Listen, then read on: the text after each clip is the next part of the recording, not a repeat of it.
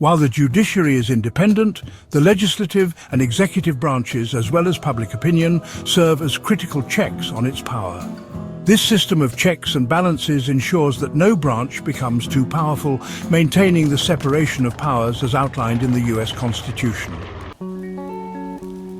Congress, as the lawmaking body, has several ways to check the power of the judiciary. First, let's talk about confirmation and impeachment of judges.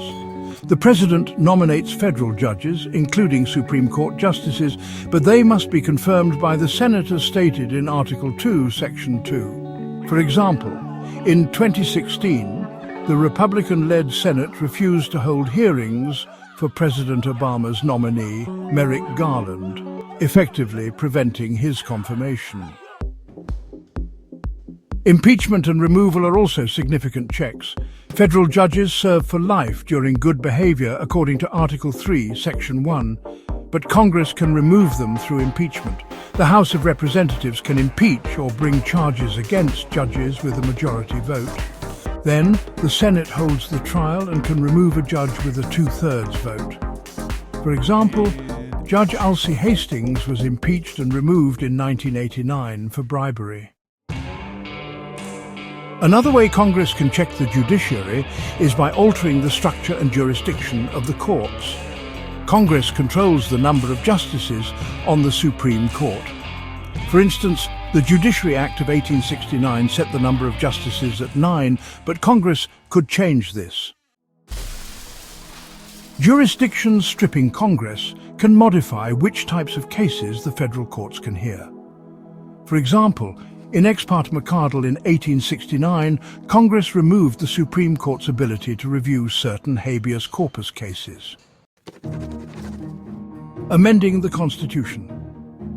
If the Supreme Court rules a law unconstitutional, Congress can initiate a constitutional amendment to override the decision. For example, the 16th Amendment in 1913 allowed Congress to collect income taxes after the Supreme Court ruled it unconstitutional in Pollockville Farmers Loan and Trust Company. The President also has tools to influence the judiciary. Judicial appointments. The President nominates all federal judges, including Supreme Court justices. For example, President Trump appointed 3 justices, shifting the court to a conservative majority. Pardons and clemency. The President can pardon or commute sentences of federal criminals, bypassing judicial punishment. For example, President Ford pardoned Nixon after Watergate, preventing any potential criminal trial. Ignoring judicial decisions. While rare, presidents have sometimes ignored or resisted Supreme Court rulings. For example, in Worcester v. Georgia in 1832, President Andrew Jackson allegedly dismissed the ruling protecting Cherokee lands, saying, "John Marshall has made his decision, now let him enforce it." Public opinion. The judiciary relies on its legitimacy. Unpopular decisions may lead to political or public pressure.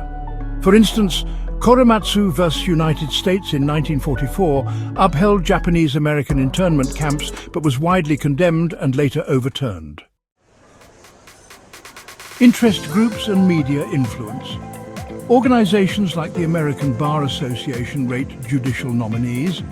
Media and advocacy groups pressure officials to appoint or reject judges.